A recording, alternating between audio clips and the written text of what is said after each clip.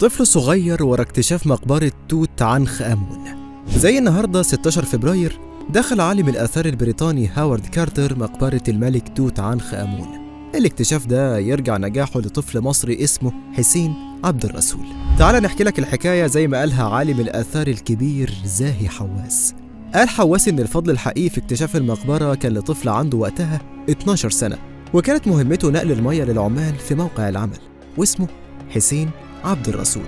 واكتشف فتحة المقبرة لما كان بينزل زير مية من على ظهر الحمار. وبعدها راح حسين عبد الرسول لكارتر يقول له على اللي شافه. وحسين عبد الرسول بالمناسبة من عيلة عبد الرسول الشهيرة اللي كشفوا خبيئة المومياوات. كارتر علشان يكافئ حسين لبسه عقد من مقتنيات توت عنخ آمون وصوره، وفضل حسين طول حياته يوري صورته للسياح وهو لابس قلادة الملك الذهبي.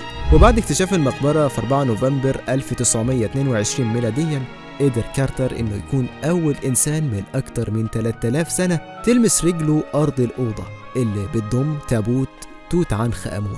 زي النهاردة 16 فبراير 1923 مقبرة الملك توت عنخ آمون كان فيها أكتر من 5000 قطعة أثرية متنوعة.